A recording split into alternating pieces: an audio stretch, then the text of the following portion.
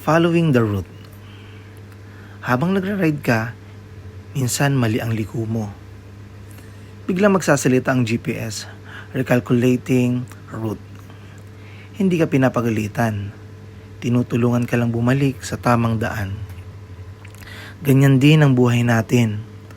May mga pagkakataon na akala natin tama ang direksyon, like career decisions, relationships, priorities, or even spiritual choices. Pero along the way, na-realize natin na naligaw na tayo. The good news, God is not surprised by our wrong turns. Hindi siya nawawala sa kontrol kapag tayo ang nawawala sa direksyon. Instead of abandoning us, He lovingly recalculates our path. Sa Bible, maraming taong naligaw ng landas. Si Jonah, tumakbo palayo. Si Peter, nag-deny kay Jesus. Si David, nagkamali ng malaki. Yet God redirected their stories.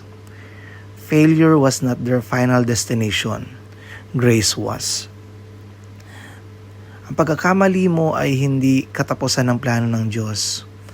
Minsan ang detour ang nagdadala sa atin sa mas malalim na dependent sa Kanya. God redirects, not rejects. Hindi lahat ng delay ay denial. Hindi lahat ng detour ay distraction.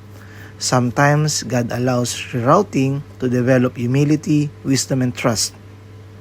In Proverbs chapter 3 verse 5 to 6, it says, "Trust in the Lord with all your heart, and do not lean on your own understanding.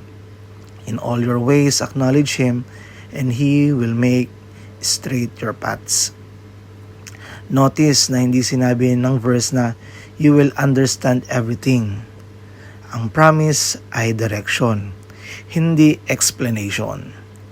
God straightens our paths when we surrender control, not when we figure out everything. Kapag nag-GPS ka, hindi niya sinasabing bahala ka na kahit ilang beses ka magkamali. Tuloy ang recalculation hanggang makarating ka sa destination. Ganon din ang grace ni Lord, persistent, patient, and purposeful. Kahit naligaw ka minsan, hindi ka pababayaan ng Lord. I-reroute ka lang para makauwi sa tamang direksyon.